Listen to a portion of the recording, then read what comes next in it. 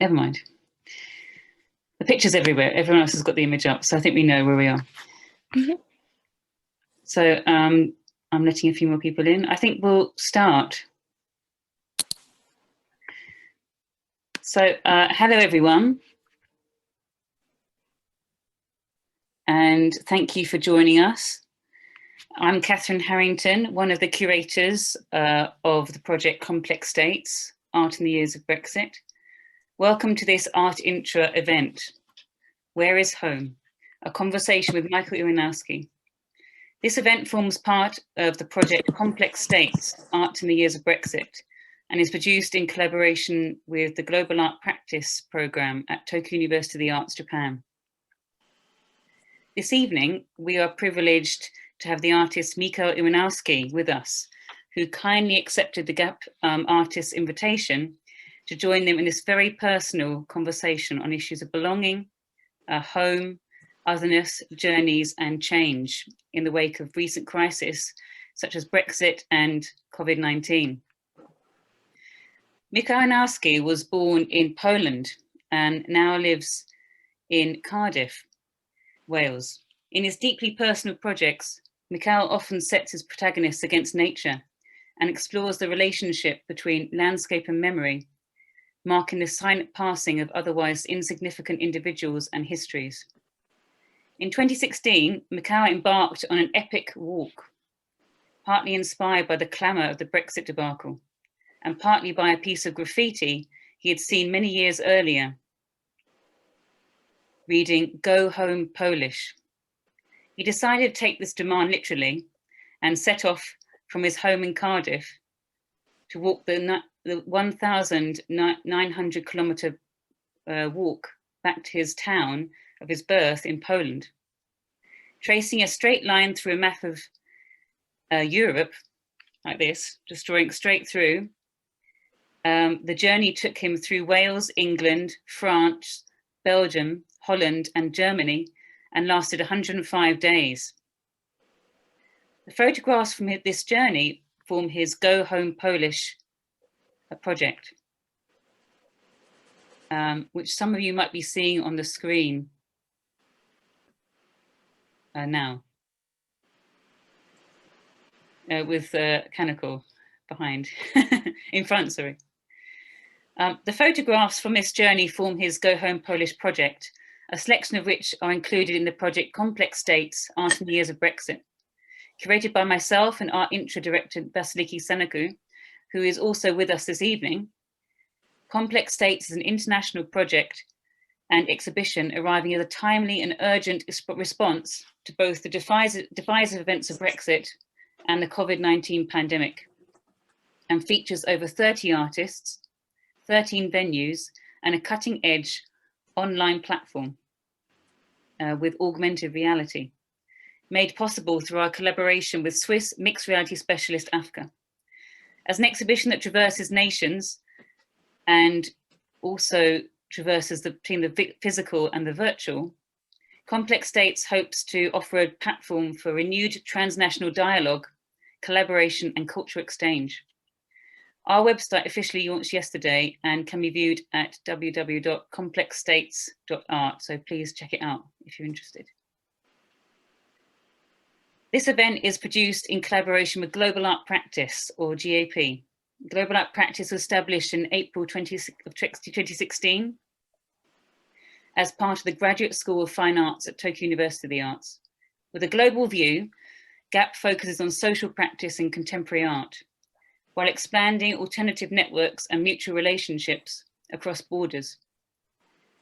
With courses taught in English by internationally acclaimed artists and world-class experts, GAP offers a flexibly structured, innovative program, enabling graduate students to fill their roles as leading artists and researchers. The young artists gathered here this evening are currently participating in GAP's engaging art communication seminar, which is led by Kanako Tamura, who you can see on screen now. And she may step in occasionally to assist with moderating this evening's conversation. However, the main moderators of this evening's event will be the emerging artists of GAP, who I will now pass the baton to, so they and Mikhail Iwanovsky can begin their conversation.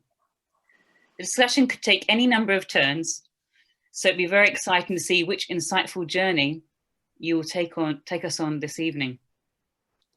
So now I will say an enormous thank you to artist Mikhail Iwanovsky for joining us. Thank you so much, Mikhail. Thank you for having me. Thank you. And also a big thank you to the GAP team and the young artists who are moderating this event today and will join in the conversation with Mikhail. Thank you to all the audience as well who joined us. We really appreciate it. So now over to you. Young artists. Thank you. Before, Mariana, before you start, I just wanted to ask the audience once again to turn off the video if you don't want to show your face. And also, maybe you can also change your name to a nickname if you don't want to be recorded. And I would also kindly like to ask to turn off your microphone when you're not speaking so that we can prevent from any coming noise. So thank you very much. So now over to Mariana. Thank you. Thank you, Kanako. Thank you, Catherine, and thank you, Vassiliki, for this invitation. It is our pleasure to be part of this event. First, I want to present the GAP program members that are joining us today. Hey. Mao, Ingwen, Xiaotai, Lin, Fumi, and waiting the others. The name of this event, Where is Home, is inspired from the work of our guest, Mikhail Ibanovsky, Polish and British photographer that through image and text leaves memory to a personal and sensitive journey through loss, migration, identity. Universal concepts that are difficult to define and that through changing geopolitical circumstances, we are obliged to face. Most of us in the GAP program is or has embodied the experience of migration. We feel personally connected to this work and think it is important to deepen the meaning of identity and multiculturalism in this changing globalized society. First, we will have a presentation by our guest, Mikhail, and then the GAP members have a few questions prepared I would like to discuss. Lastly, we would like to open up the discussion with everyone, so please let us hear your questions. So please welcome our guest, Mikhail Ibanovsky. Thank you so much, Mariana. Thank you for having me. It's a great privilege to be with you guys today. I have prepared a presentation, so I think I need to go to my share screen. And I think that should work. And is it all working? Can you guys hear me? Yep.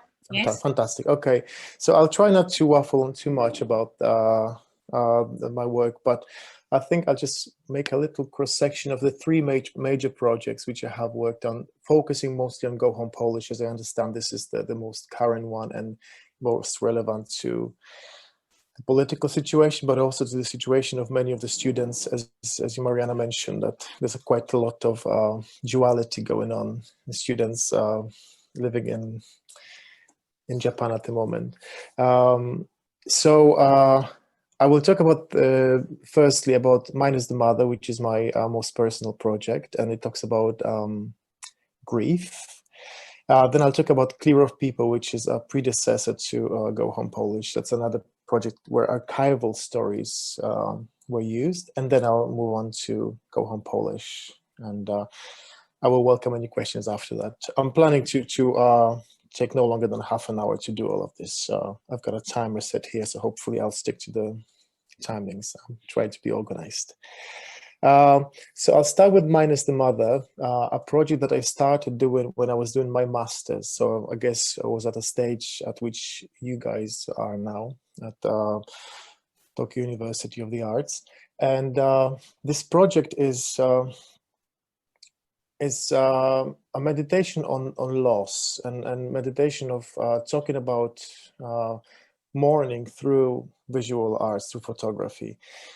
It's about my mother, the twist to the story is that it's not actually about a loss that has happened. It is about a loss that will happen, because my mom is very much alive and she's well.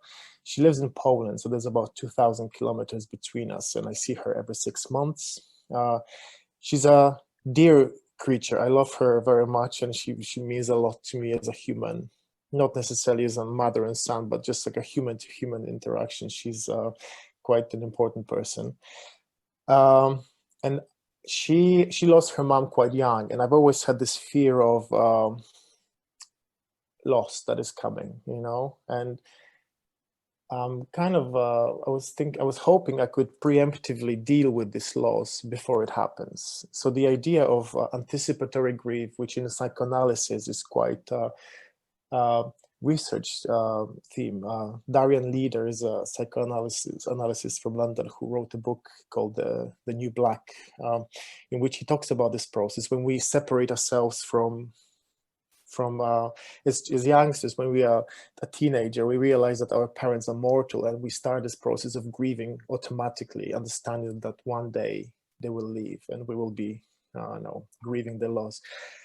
I wanted to avoid that situation when I lose my parents in the future, my mom especially, and I haven't asked her all these questions that are, you always see them in films or on cheap kind of TV programs, when people say, I wish I told them I loved them, or I wish I asked them that question. And I thought, I don't want to end up in a situation like this, so I will ask these questions right now, and I'll ask them to my mom while we are going into the nature around my parents' house. That's where she spends quite a lot of time, or used to, taking the dogs, and we have that connection with nature. I come from a small village in Poland, so nature is something quite important to me.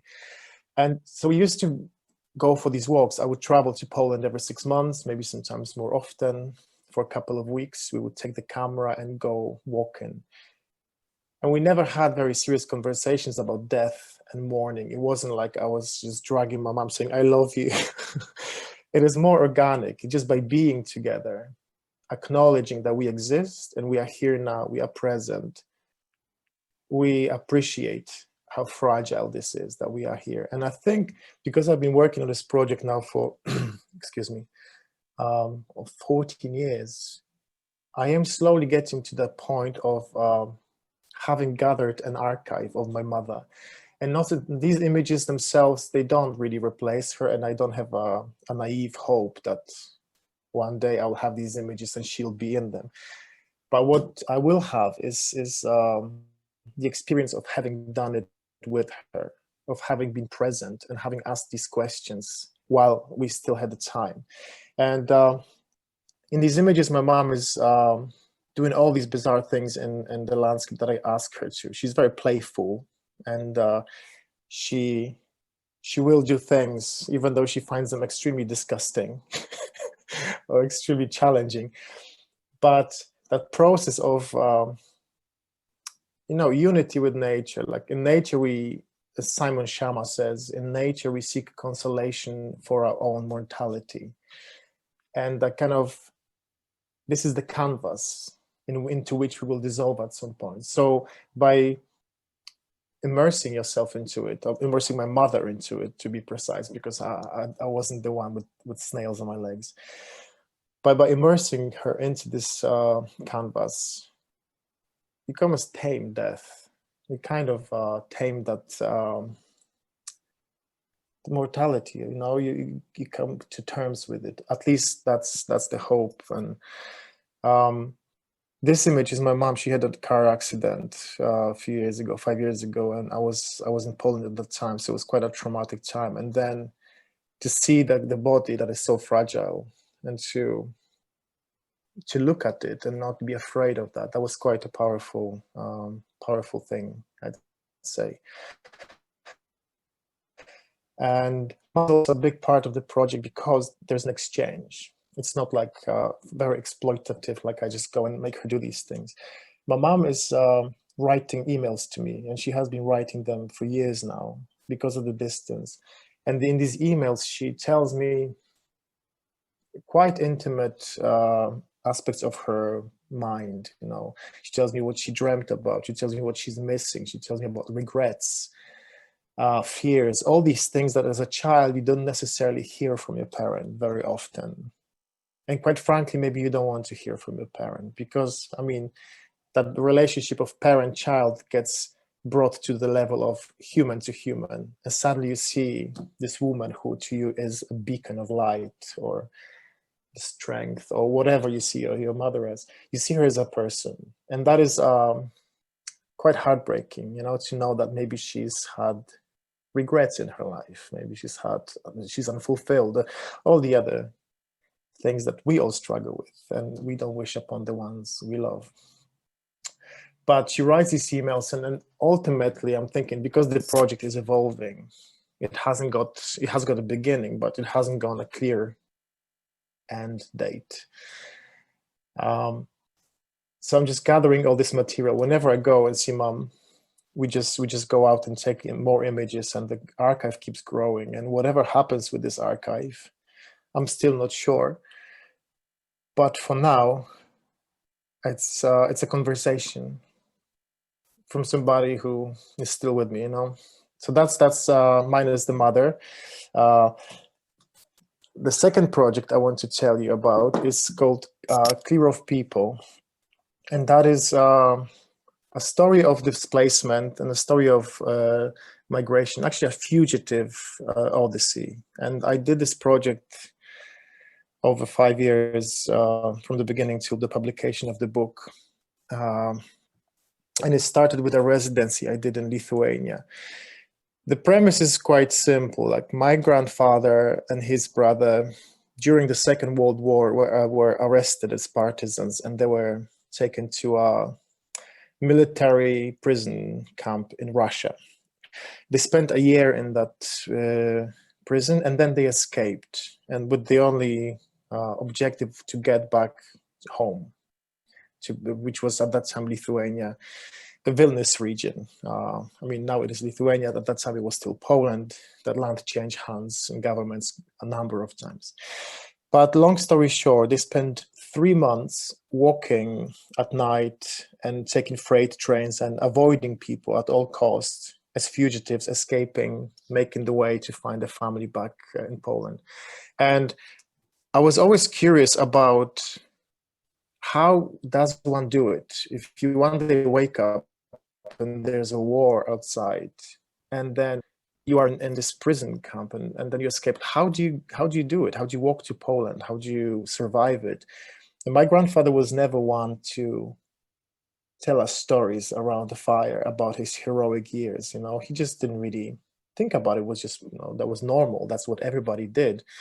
Which made me realize that, you know, war isn't special. There are no heroes. Everybody is a human trying to survive. And that's the lesson that I got from him. But the curiosity about how do you do it led me to a very simple question. If you're so curious about this, Michal, why don't you go and do it? And that's exactly what happened. I planned a trip to Russia. I had a map of the journey from my great uncle, who was still alive at that time. And he told me about bits about the journey, and I had the route that they had covered, and I went to Russia, and over 10 weeks, different trips, I covered the same distance and the same place, went to the same places, and I looked at the same landscape, which over 70 years, in my view, hadn't changed that much, you know. It's quite wonderful about landscape that it is so neutral. It doesn't really change that fast. Like a forest looks like a forest now. It looked exactly the same 100 years ago, 500 years ago. You know, it changes a little bit, but I could actually imagine that I am in walking back in 1945 and traveled in time and experiencing that, you know, the memory of the landscape is my own now. And my idea was not to glorify their story. It wasn't to talk about them as heroes. It was to talk about human experience, how we all are the same, and at the time of making this project, there was this crisis in Syria just exploding really, really like intensely, and loads of fugitives were trying to cross the Mediterranean in boats, and people were drowning, children were drowning, and houses were burning in Aleppo. It was a disaster. And I thought, like, what is the difference between 1945, when my grandfather was escaping from war, to these people in 2015 escaping from war? And there was no difference. It was exactly the same trauma, the same challenges, maybe in a little bit of a different geography. So that's why I photographed this this project, mostly making images of the landscape as a neutral witness to human trauma, as a background, you know, making us all tiny little checkers in that unfortunate turn of events. And it was very different for me when I was walking across Russia, you know, with a credit card and a passport that allows me to go anywhere, than it was for them 70 years before, when they were hiding at night. Because if they had been caught by civilians, by anybody, they would die, you know. Like, two of the friends who did exactly the same escape with them didn't make it. And I mean, it was extremely traumatic. But the project wasn't about the trauma.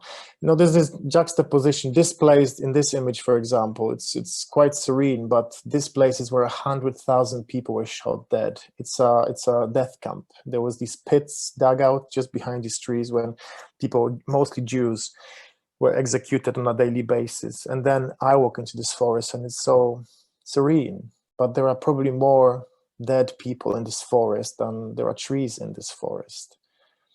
And I found it very humbling, more meditation on the human condition, making this project. And the book I published contains quite a lot of archival materials. Again, I introduced my grandfather and his brother and their sister as the protagonist of this, because this project was about 3 young people. They were in the teens, early 20s when war came.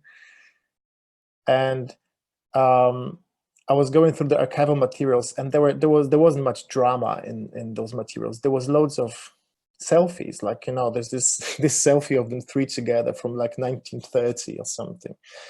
There were pictures of them on bicycles. That little notebook you're seeing is a diary from 1929, where my grandfather, as a little boy, was taking notes of what the weather was like on different days. As a child, you know, that's how you entertain yourself.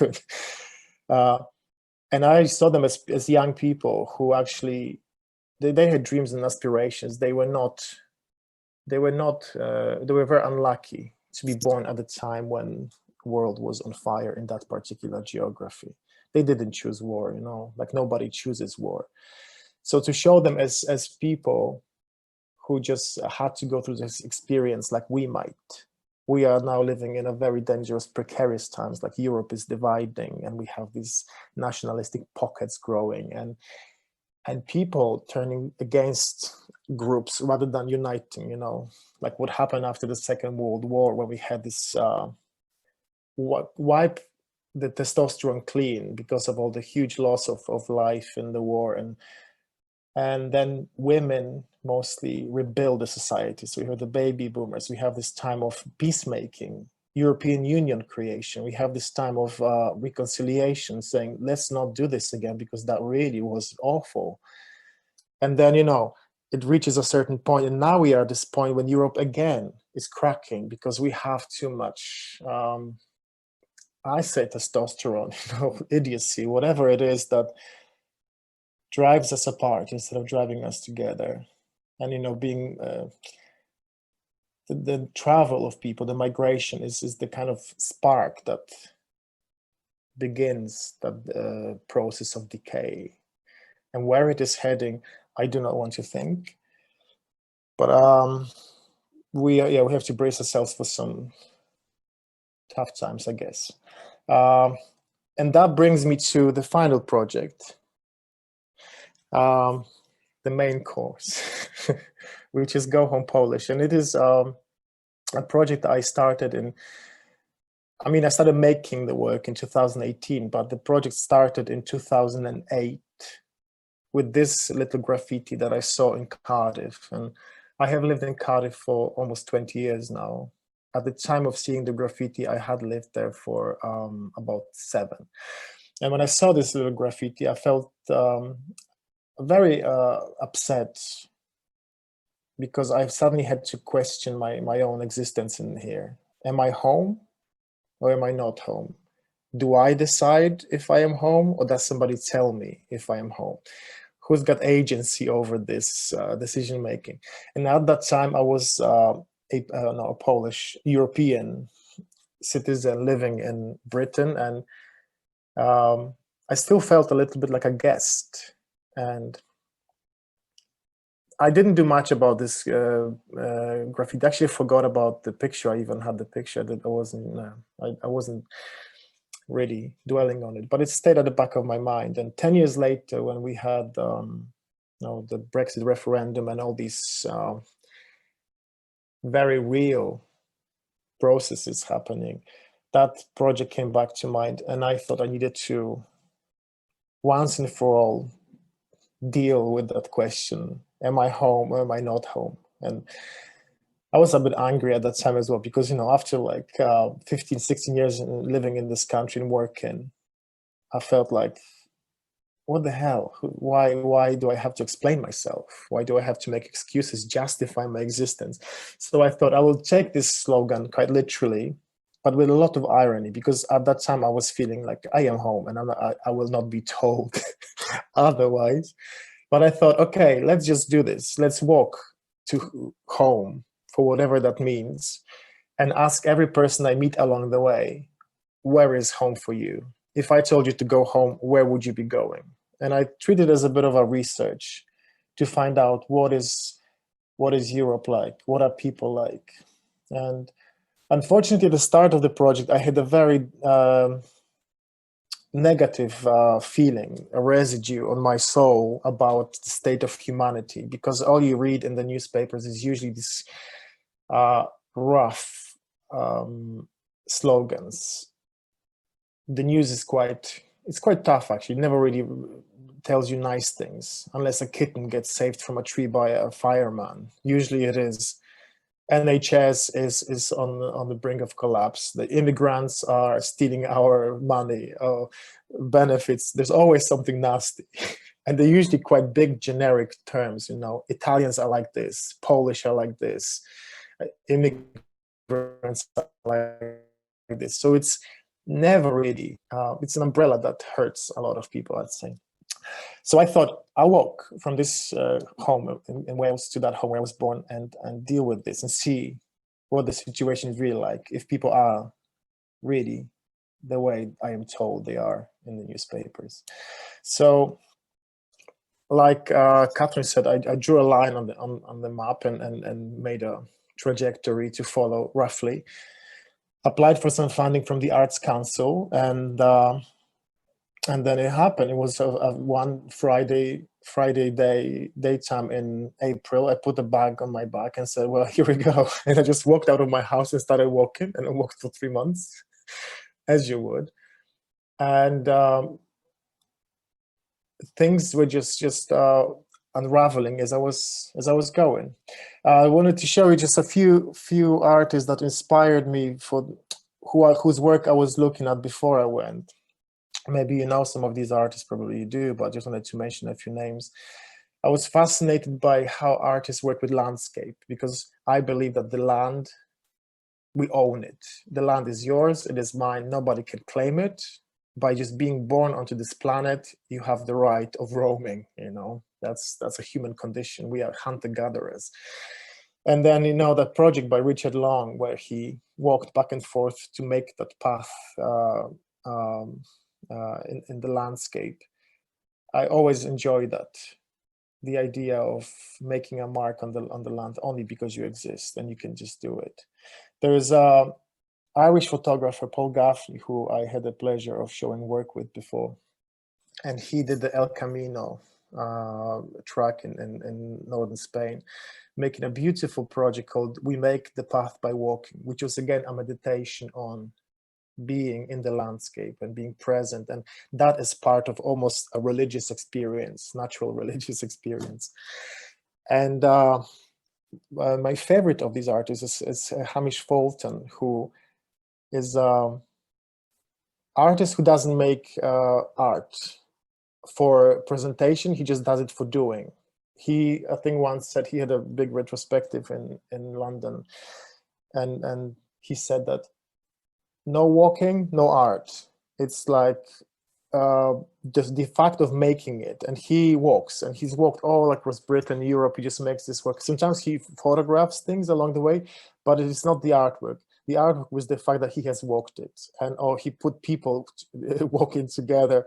That is the art. And he says that the only true experience, the only true learning comes from that act of walking and being part of landscape. And I love that, you know, like we want to, it's almost impossible to experience that artwork without having to do the walk.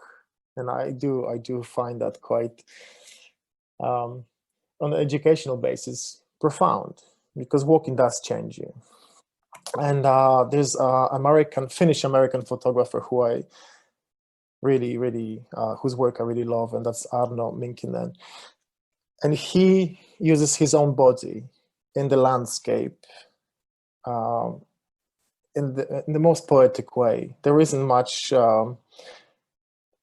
trickery in there. He just uses his body in a piece of land, and he makes a photograph of it, and he becomes one with it. And I always found it fascinating, like, how do you claim landscape? And I learned from him, as I did from the Cuban-American artist, Ana Mendieta, she made this beautiful project called Siluetas, in which she made imprints of her own body in the landscape. And sometimes they were burning, sometimes they were frozen, sometimes they were covered with flowers, but it was always her body becoming part of the land. And there's the story of her death is very haunting in many ways, because she died quite young, about 40, by falling from a very tall building. I want to say New York, but I might be making this up. But she did fall to her death from a tall building, and in her final act, she became what her artwork was. And there's this big controversy whether she fell or she was pushed, but that's not the point of this debate. However, her work always resonates with me in that unity of a human body and landscape. And that's how I decided to go about this project. I'm doing for time. I'm very organized. I wanted to talk about the immigrant experience as a whole, but I didn't want to repeat platitudes and repeat slogans, repeat big umbrella terms. And I thought the only way I can talk about an experience of an immigrant is talk about my experience, because it is very easy to say Polish do this, a Polish do that. But I refuse to be Polish, because all I can be is Mikhail Ivanovsky. That is what I can take responsibility for. You know, my own actions. I cannot be proud for the fact that Poland had a Polish pope. I wasn't that pope, and I don't really care. Or like, if a football team from Germany wins, I don't see how a German person should be proud of it unless they played that game. You know, I have this kind of like a very immediate system. Take responsibility for yourself and take pride in what you have done, and that's as far as you can push it. The collective pride doesn't interest me. I have no interest in being Polish or being British in many ways. I can be Mikhail Ivanovsky, and I can do it as well as I can. And if everybody did that, I think we would have a much better world, you know, with the personal responsibility. But a long story short, I thought I will use this immigrant, this Polish Iwanowski, Michał, as a protagonist to show who that slogan, Go Home Polish, is about. It's about these people and their lives and their experiences. You mustn't use big terms like that. You know, like, anyway. So I thought I will, while walking, interact with the landscape in a very organic way. Whatever stories people told me, or whatever elements I would find that I found symbolically important, I would just photograph them. There was a big element of play and a discovery, an adventure of sorts, because I started this project not knowing really, what home was. That's why I didn't know what pictures I would be taking. And I found it quite liberating. At the beginning of the journey, I had lofty ideas of making very, strict, profound portraits of people, but it all fell apart because it wasn't backed up by any knowledge at that time. So after a few days of trying hard and failing, I decided to just open my eyes and ears and just experience this and trust that the experience itself is going to be the backbone of the project. And then things started happening, like one thing leads to another, the butterfly effect, whatever. You find a white kind of, what's the capitulation flag in the field. And then there was this story about Theresa May at that time flying around that somebody asked her, the Prime Minister Theresa May at that time, what was the naughtiest thing she'd ever done? And she couldn't come up with any naughty stories. And she said that the naughtiest thing she'd done was running through a field of wheat when she was a little girl. And then there I was getting into this field of wheat, and I got told off by a farmer for running into that field. And then, that kind of story, like Theresa May was once a little girl, and now she's the Prime Minister. I am this immigrant, and there's this field of wheat, and we share that kind of experience. So really, at some point, I realized it all boils into a very parahuman experience in which we're all swirling. And by looking at it from a bigger perspective, it just transpires that we are all on the same piece of rock, spinning through space, going through exactly the same things, So that kind of Britishness, Polishness became absolutely ridiculous to me. And that was a wonderful feeling. This is Spirit of Britain was the ferry I took from Britain to the mainland. And that image is in Calais, in France. And that's the only picture I needed to take there, just because now there's this huge, the jungle was a camp set for refugees from different countries who were trying to make it to Britain. And the camp was like a city of its own. And then it got dismantled the same year, just before I walked through France. And I didn't want to photograph these quite iconic places in my project because it was about the personal experience. It wasn't a photojournalistic essay. But in France, as I landed, got off the ferry, the first thing I saw was this huge tall wall between, almost like bordering. You had to walk around it. And on it was a nest of a crow. And I loved the thought that a bird decided that was just the perfect place for a home. And I thought that was the only image I needed to take in Calais, really. I took a lot of self-portraits with this auto-irony kind of feel when I was mocking the stereotypes of Polish workers. Polish, I'm not sure if this probably is quite a local joke in Europe or in Britain to say that Polish people are good workers and hard workers and good drinkers. So that's what Polish people are good for. So whenever I found an opportunity to become a Polish worker, I thoroughly enjoyed it. The Polish builder, the Polish bricklayer, a Polish baker, and it was almost like I was exercising some stereotypical demons, and I found it very exhilarating. And then again, I'm not sure how it works for you guys who are living in Japan. Not being okay. I've done half an hour. Give me 5 more minutes. But there's this notion of a good immigrant and a bad immigrant. Or you've integrated well. You speak the language and you work really hard. You pay your taxes. You're a good immigrant. And then there's the bad immigrants. There's always this kind of tiers of hierarchy of good and badness. And I was making some images about becoming invisible. Like, I am a white male, so that's pretty much standard in Britain, and I don't look different. I don't look typically, like you couldn't say I could be Italian, I could be Swedish, whatever. As soon as I open my mouth, you can hear I'm not from Britain, and that's the kind of giveaway. But I was making images in which I was like a chameleon, becoming part of it, so people don't touch you, people don't ask you that question. Where are you from? where you're really from? Because every time you hear this question, you are the other, you are the alien, you're not from here. And even though people don't mean it in a nasty way, most of the time, I am allergic to this question, because at the very beginning of our conversation, you're pointing out that I'm different. And after 20 years living in a community, you're just tired of this. And I'm super tired of that. And I always make a point of not answering that question, right? And telling myself, I give a different answer every time. Sometimes I'm from Sweden, sometimes I'm from Norway, sometimes I'm from Italy. Sometimes I say, I don't know, or I don't remember. That kind of you have to entertain yourself with this somehow.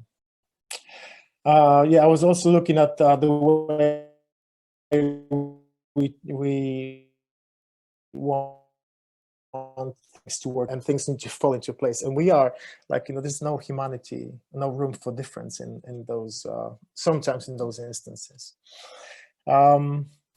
I didn't have any props with me because I was carrying a big bag on my back. So whenever I found something that was interesting, I would work with this. I was waiting for the landscape to provide me with props, and I mean, unless it's a pretty naff symbol, but I couldn't help myself with this one. It was beautiful. It was full of earwigs as well, and they were like crawling all over my head. So it was one of those moments of becoming part with nature.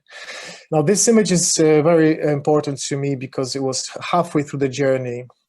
I heard a story of a lady who used to live here where the lake is. That used to be a village, but then there was a dam that was built and the whole village was flooded and it became a lake. And that lady is now in her 70s. Her name is Ursula. She was a little girl when she had to move out of that village, and they were relocated. Everybody was relocated. And then she never went back until she was in her late 60s. Her children took her to this lake, and she immediately could pinpoint, saying, my house is there, and the church is there, and the school was there. Like she could map out the whole place, even though you couldn't see anything. And her daughter went swimming above that house. And she said, I was there, like looking at my mom on the shore, floating in this water, and I felt something so immense and something so profound. I felt home, even though I couldn't see anything, I couldn't touch anything, but that history, the past, where she had come from, where I was, all of it gave her that absolute conviction of what home was. And I love that there's a German word for it. It's called Heimat, which actually doesn't describe its home, but not like a house. It's a home. It's the memory, it's the future, it's the past. And in Welsh, there's also a word for it, hiraeth, which describes exactly that undescribable thing. So I've had to find that lake and swim in it as well, and experience that, that story. This image is, I found this hostel where I was doing some work, and there was, it was the World Cup at that time was on, and people were watching games, and it was a game of Poland playing versus Colombia. And I don't have any interest in sports. I was just doing some work, but I could see people looking at me with expectations, like kind of angrily, because the Polish team were doing really badly. It was awful. It was an awful game. And they were looking at me like with anger, and I didn't know what the problem was. And I realized I was wearing this T-shirt with Poland on it, not because I supported Poland, because I used it for auto-ironic photographs. And the expectation suddenly, only because I was wearing that T-shirt, people thought that I was responsible for how bad the Polish team were doing. And it was baffling to me to think like I am responsible for that in their eyes, even though I have absolutely no interest. I could be Turkish, but the T-shirt was the symbol. So the next day I was walking and I found these wires, and I thought, this is exactly the kind of feeling, the corset, the kind of straitjacket. So I spent good half an hour trying to squeeze into one and scratched myself to hell and back. But I felt, again, I exercised that responsibility for a football team that I don't even care about, So a lot of exorcism and lots of Polish worker again. And this image I took, the story sometimes took a long time to develop. When I was walking through Britain, I met a couple of lovely people, and they were asking me if I was afraid of Brexit. And I told them, oh, I'm not really personally going to be affected because I'm a British citizen. And they said, oh, okay, but will you need a job permit, a work permit after Brexit? And I said, no, because I'm a British citizen. And they said, okay, will you need a certain visa to stay in Britain? And then I said, no, I'm British. And they couldn't go past that point because I sound the way I sound. I am not British enough. And they didn't mean it in a nasty way. It was just for them, they were not able to fathom the idea. So months later, when I was working through Germany and I found this bizarre concrete poles, I thought this squeezing through these poles is exactly like that, kind of trying to be, am I British enough? And no matter what happens, I can't be. And it is what it is in many ways. I didn't hold grudge against these people, but the experience is very real when you're not British enough, Polish enough. I'm sure like for many people, I'm not Polish enough because I don't drink vodka and I don't believe in the Pope, you know. But then I arrived to Poland finally after 3 months, and the first thing I saw was this crooked sign that says Rzeczpospolita Polska, which is the Republic of Poland, and it was just like leaning dangerously to the right, you know, like our government. And I felt that was quite a symbolic way as well to enter the country, and that brings me to an end of this presentation, and I apologize for going over. Now, how do I stop the share? I think that's how I do it, is it? But yeah, there we are. Thank you so much for entertaining me for a good 40 minutes. So I don't know if there's any questions. Maybe we can just have a nice chat. Yes, thank you so much for that. Really insightful and moving presentation. I think we all had a lot of feelings and thoughts. Now we're gonna go to the question part, to Q&A part, and Yingwen is going to present some of the questions that we prepared. Hello. Hello, Yingwen. Hello. And here's where I collect some questions from students. And first I want to ask is, you have a long journey for Go Home Polish, from looking at the words written on the word to spending 1 year working. How did you and the artwork change during this time? And what did this journey mean to you and to your art practice? You know what, I think that to begin with, I did not know what kind of pictures I would take. So that was a scary moment. And I was, like I said, I was trying very hard to be clever, to be intelligent, to take pictures that are gonna be, just gonna say everything. But I didn't know what everything was. So I think that was actually the toughest part. It literally took me 2 or 3 days to let go of it. And then the further I go, I became much more relaxed and actually started trusting that what I see and experience is enough. It is enough to just photograph the things that I see. It is enough to make it is the simplicity of it.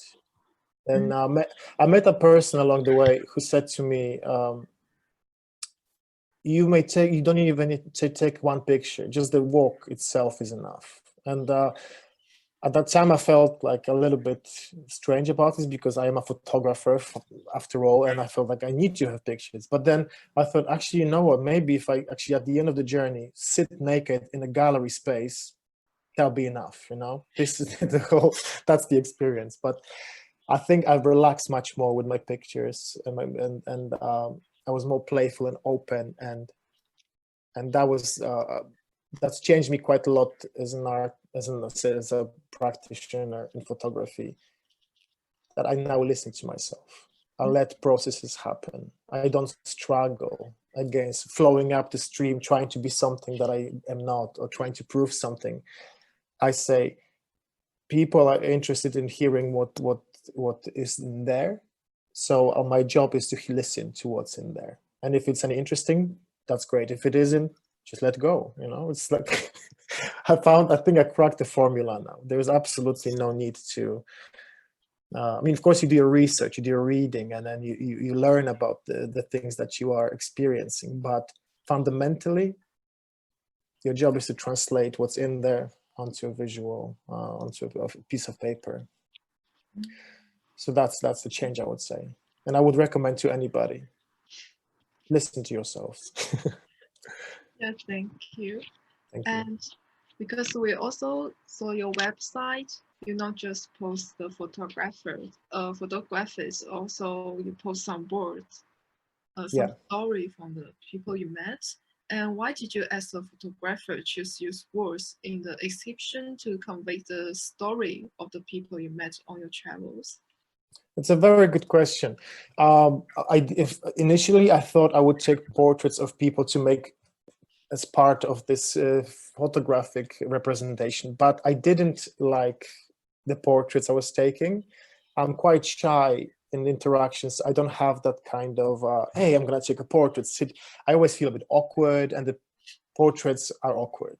So I realized this wasn't my strength, but I wanted to convey the stories that people told me, because they are as important to this project as my experience. It's a collective effort. I would say 50-50. 50% is what I photographed, 50% is what people told me. And I thought, instead of taking portraits of people, I will write them. Because when you write a portrait of a person, you write this story, the audience, when they read this story, they don't see a face.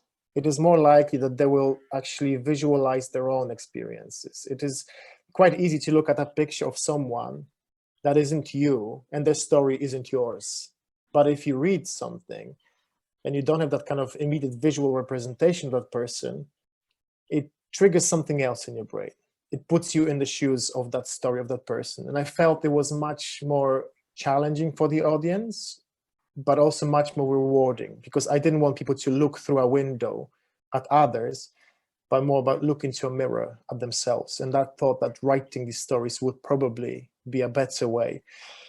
And also I wanted to flex my creative writing muscle, because I do enjoy writing, and I have an ambition to improve it. And I thought that this is the perfect opportunity. So that's why. That's interesting. Yeah. And when you also mentioned, when you look at the mirror, you see yourself. We're also thinking about the identity topics related to your Go Home Polish, this project, like political situations such as Brexit, put universal concepts such as identity or home into question.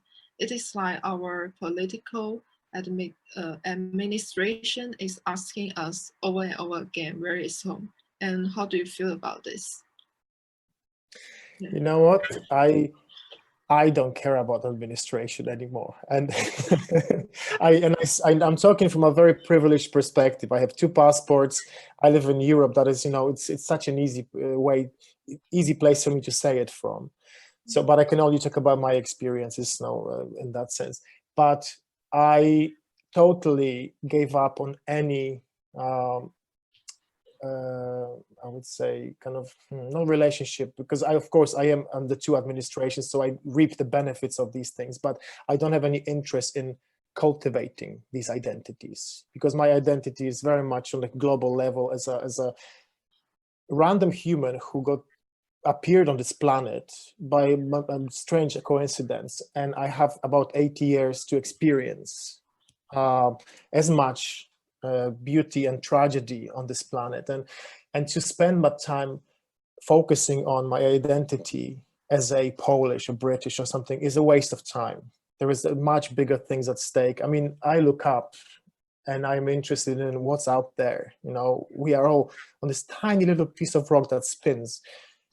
I mean, why do you want to look down? You want to look up and see what is there. Like, we are part of something so much bigger. I'm so surprised that we don't do it. We don't teach that kind of narrative in schools. We say it's the cult of a person here, and who you are, and all these kind of little layers of safety identity. While we are not special, we are ants. We are tiny little ants. And we could together get into a rocket, and do something much bigger than this. So that's where my identity explorations are going. I give up identity. I give up ego. I give up uniqueness of me.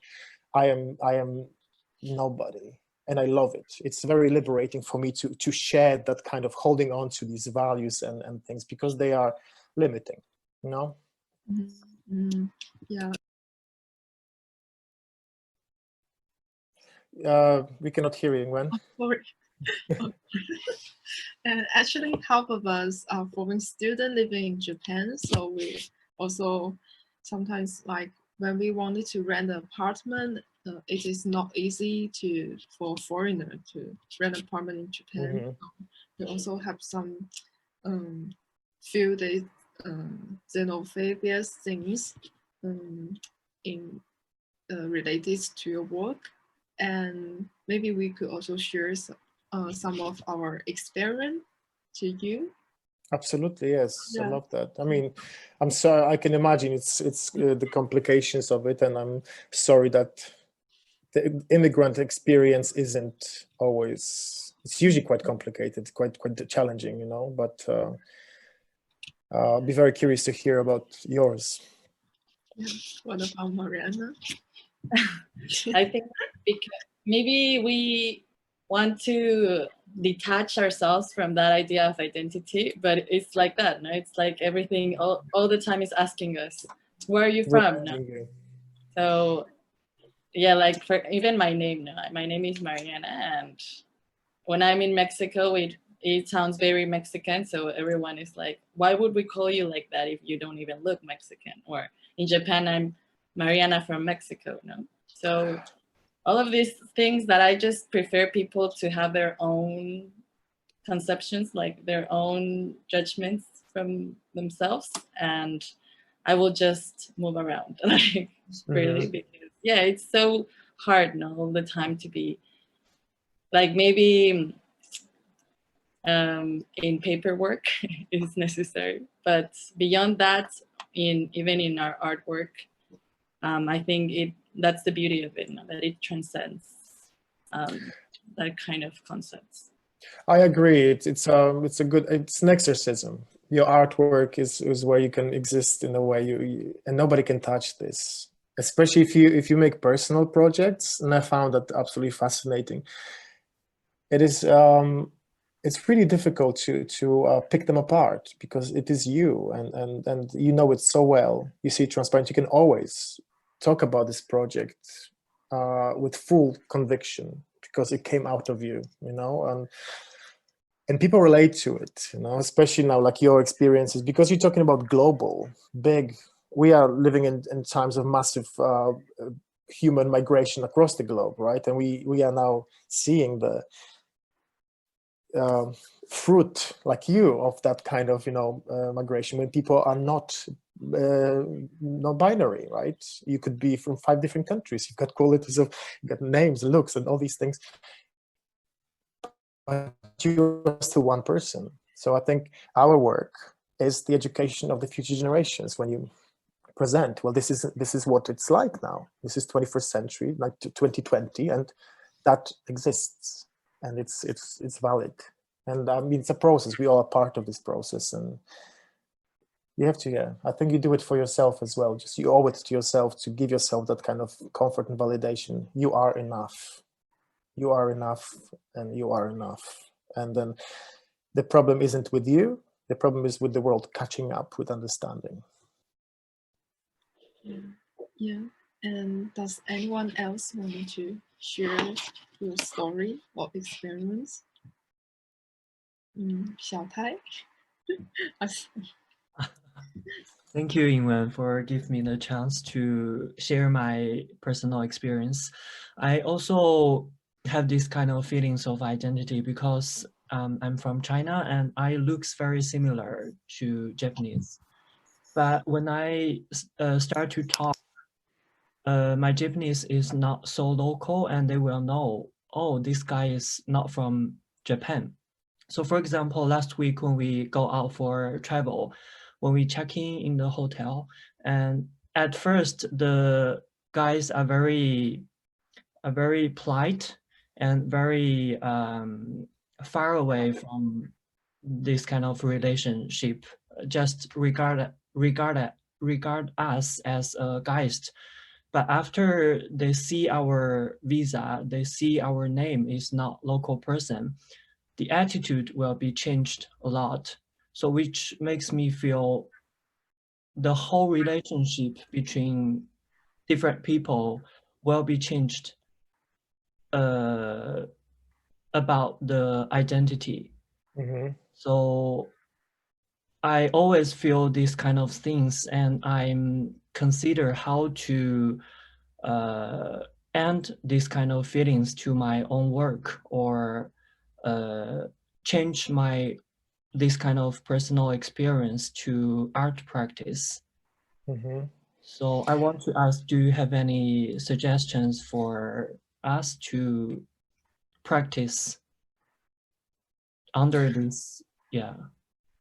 I mean, the first, you already have the questions, like there's a certain pain or discomfort that you are starting from, right?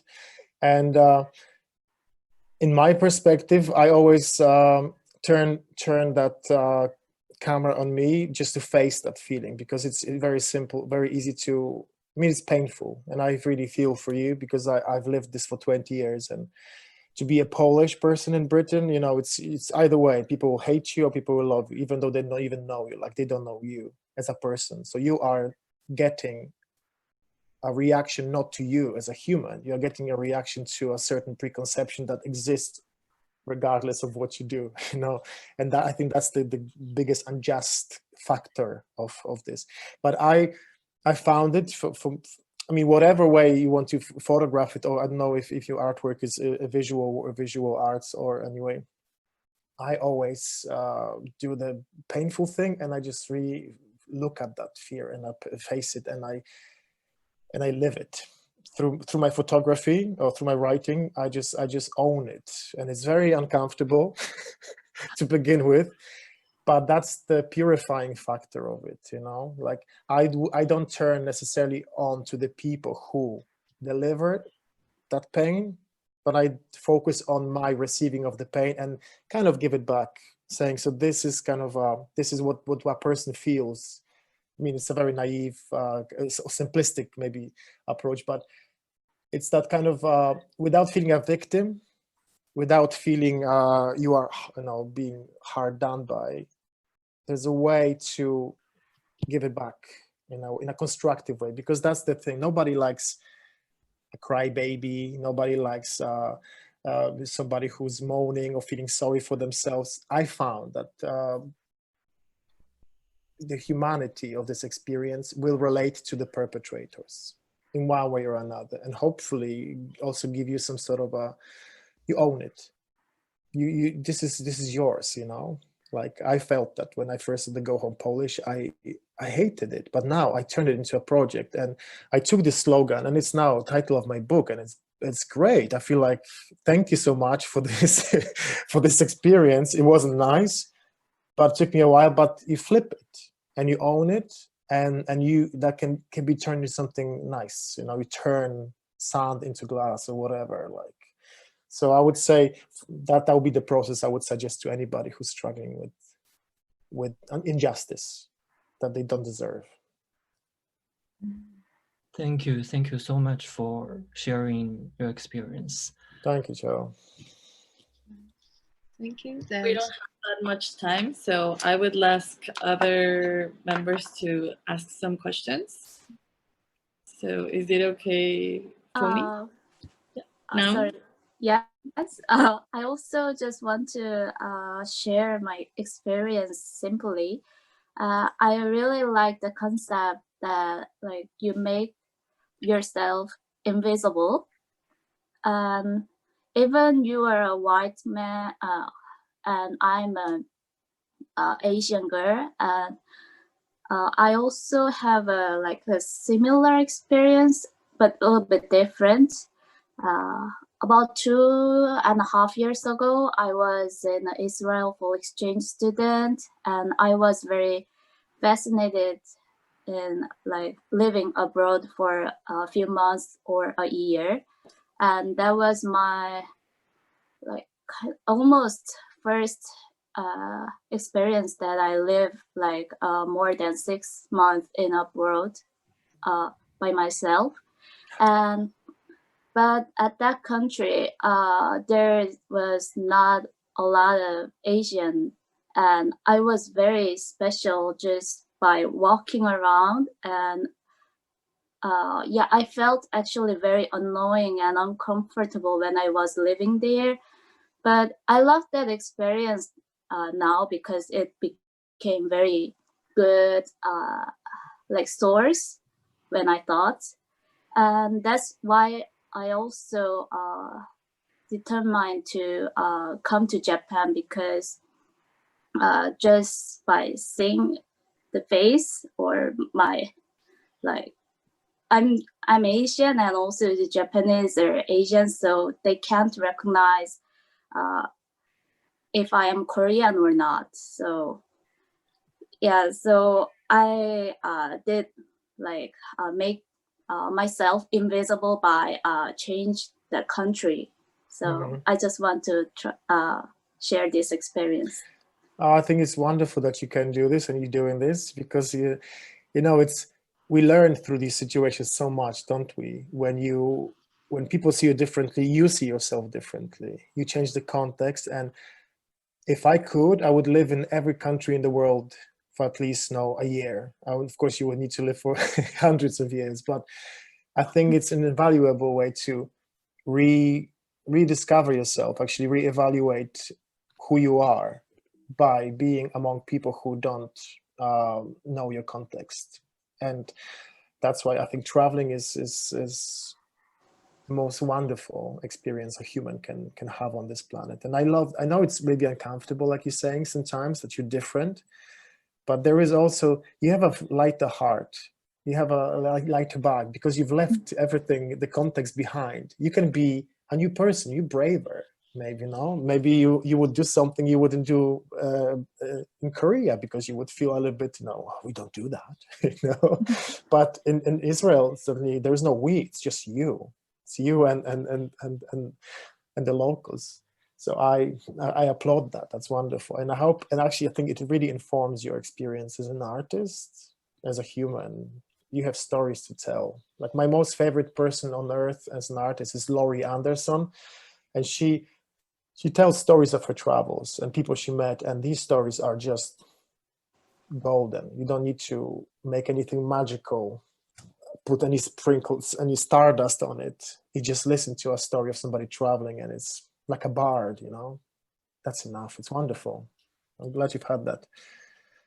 Thank you. And could you write the name of him? Yeah, I'll write it in the chat. Okay, thank you. Laurie Anderson. Tomi, would you like to ask a question? Sure, but this very interesting comment in the chat. If maybe just before you ask my question, yeah, from Shaolin Shen. Should I just read it out, or does Shaolin want to read it herself? Okay, so from my experience, I went to a trip to the town where my parents were born. I can only speak a few local languages. The whole trip, I was trying so hard to pretend I was a local. Unfortunately, I wasn't fluent enough that people recognize me as alien and treat me differently right away. I was so hurt because I know the language and my parents are from there, and that town is only 300 kilometers away from the city I lived in. I can't believe that I am being shut down like this, and it really hurts. Oh, it does. It's actually, like, to be rejected by people who you identify with. I think that is very painful. And there's an artist, Dragana Jurisic, I'll write her name in a minute, who was born in Yugoslavia. I'm not sure if you guys know the story, but there was this big, the Balkan Peninsula used to be one country, Yugoslavia, and then it broke apart in the war in the 90s into Croatia, Serbia, Bosnia, and Montenegro. But all the people who were born in Yugoslavia as one country had a passport and identity. I'm from Yugoslavia. When the country fell apart, suddenly all these people were no longer from Yugoslavia because the country didn't exist. But if you ask them, so where are you from? They would still say, well, I'm a Yugoslav. but the country doesn't exist. Well, I'm still from there. And that kind of rejection, when you go to the separate states that used to be Yugoslavia, you would be rejected because your name was Serbian or Croatian, or because of the religious beliefs. And I traveled with her across the Balkans for a project, and I saw her cry a number of times out of helplessness, out of grief for that rejection, because she was rejected by everybody from different parts. So I'm really sorry that, especially that kind of, it's cruel, right? Like, even though you speak the languages, instead of cherishing, saying, hey, you're doing well, good job, you get like, you're not good enough, you're not from here. And that is extremely painful. And I mean, this is very fertile ground for a project, for some work. I mean, unfortunately, pain is delicious for the muses, you know. Muses, the creative muses love when you suffer. and from that pain, usually comes something creative, something purifying, like fire, you know, you gotta burn to exercise that pain. But yeah, that sounds awful, that experience. Okay, thank you. So can I ask my question? Of course. Yeah. I really enjoyed your talk. I was really interested in about how you started your project. Like, from a very go home Polish is like a very blatant kind of racism. And normally in Japan, I don't think, well, I'm a Japanese national, but I was raised in the UK. So when I was living in the UK, there was this very, like, in the streets, there would be very racial slurs, or I think most people, Asian people who've lived in Western countries would have had the Chinese eyes or the Asian eyes done to them. And so there would be this very like confronting like racial acts in front of you. And so I was really interested in how from Brexit, which started in 2016, and then you started your work in 2018, I think. How did you develop or think about what you were going to do? What led you ultimately to just go on a walk? And then also, how did that like go home Polish resonate during your work as you? You know, to begin with, it was again, like I said, painful, and I needed to address it. But then when I first heard about the Brexit referendum, when it was being mentioned before it even happened, I already felt, okay, so let's start thinking how we can do this. And walking for me is a form of meditation. So almost naturally, I had this curious question again, like, I wonder how long it would take to walk to Poland. And then I thought, okay, let's Google it, you know. So it started snowballing, and once I realized it's only 3 months, and I started talking to the Arts Council and telling them I had these ideas, and to galleries locally, and people said, this is good, let's you know, see if we can make it happen. So for the 2 years, I was moving on with the planning. My life in Britain is pretty much safe because I surround myself with nice people. In a way, like people that I work with, I know I teach in university, now I teach in college, I work with artists. So I cannot say that my experience is personally ever really negative. So I didn't have that urgency, like, you know, that somebody in the street calls me a name, even though I have been called names in the streets once, but I was by Polish people in Britain, which is not very ironic, you know?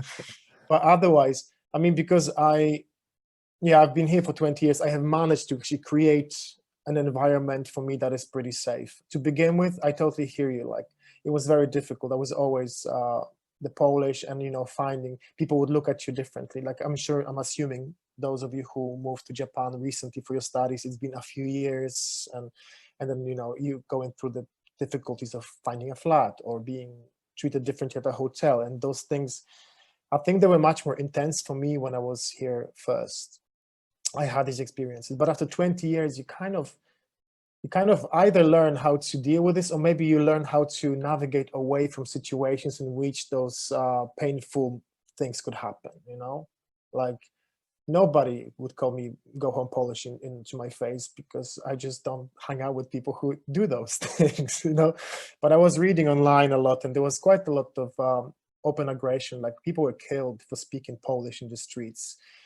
They had laminated cards put through the door saying, pack your bags and go home. We voted out, pack your bags. In the streets, on the buses, there was open violence towards individuals. It's not en masse, but you always hear, you always hear the bad news very quickly, like, and that's how I thought I use that kind of venom from the news and from things I hear to deal with my own. It's almost like combining it, like taking that on the road and seeing if what I read is true or if it isn't. And it turned out it wasn't. Like, not a single person was nasty to me in that journey. Maybe one German person, but it wasn't about nationality. He just thought I was trying to steal his cabbages, which I wasn't. But otherwise, not a single person said anything mean or nasty to me in 3 months of walking, So humanity isn't doomed. Humanity is good. We're okay. We just need to speak to people like people, individuals like we are talking now, not focus on the umbrella terms, like the Germans. But yeah, it's tricky. Yeah. Stick with it, bear with it. It's worth it. Thank you. Thank you very much. Actually, we have 10 minutes left for this talk, so I'm going to let Ewan have the last question from the JP members, and then the rest of the audience can ask their questions. Yeah. So here we have the last question. Home is a state of mind. We may use different names to describe this, but fundamentally, we all feel it's a similar weight, the sense of comfort, belonging, safety.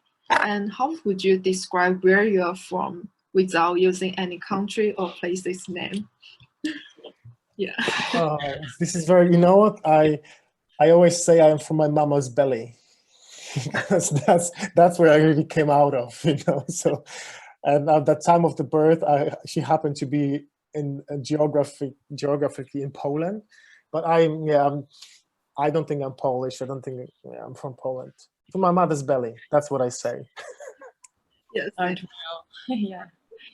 So if anyone else has a question, you can ask it or you can send it on the chat. I have. Hi, Mikhail, thank you so much for sharing your personal experiences, emotions, fears, and also the ways to combat them through art and creative expression, basically. I know we're in deep waters in terms of emotion, identity, politics, and I feel now that my question will be completely flat. But I was wondering, technically, how did you take the photos? Mm-hmm. Because you are in the frame, but you are at a distance, so you had a remote control. It was, yes. How did you set, I just wanted to have a kind of some technical information about the photographing process, or you were traveling with someone else at the end of the day? No, I was alone, and I got myself a nice light tripod, and I got myself, there's this infrared trigger that one bit goes onto the camera, the other one is a remote, so you can either take pictures when you are out there, or you can set it on a timer to take a picture every 2 seconds, every 5 seconds, or whatever. So I would find the right place, I would set the camera, and then just walk into the landscape and just do stuff, embarrassing stuff. And then at the end, I would just look at, sometimes there'll be like 300 pictures from that, say, performance, and I would just look at the images later, and most of them were rubbish, most of them were embarrassing and bad, but every now and then something magical happened, and there was an image that just worked. But there's a lot of images in my vaults that will not see the light of day because they just did not work. Can I ask how many were the total footage before cleaning them, separating which is good and what is bad, to come to the final selection of, I understand that you have a favorite top 5 list or something like that at the end of the day. At the moment, But because I'm working on the book, and the book is going to be 105 images. So that's going to be as many days, 1 image per day. Not like necessarily from that particular day, but the number will be relating to the number of days. But I have 1,000 pictures in a folder called the working edit, and I bounce back and forth, back and forth, back and forth from them. But ideally, when the book is coming out, I'm going to have to sit with the designer and just kill some darlings, you know, and keep only 100. We'll see. But so far, you know, it's been 2.5 years, and I still haven't finished the edit. Take your time, you know, like projects sometimes need to distill. And when the book is ready, when the text is written, I think I'll know which images work, which don't, and then that's going to close the final edit. But for now, it is still very much alive, and it's like a baby wiggling, you know. thank you very much, Michal. Thank you. Does anyone else have a question? We only have a couple of minutes left. Yes. Please. Hi, I'm a graduate of the GAP program. My name is Catalina, and hi everyone. It's been Hi, Catalina. So I feel your pain of existence a lot. I've lived in 7 countries, also have 2 passports.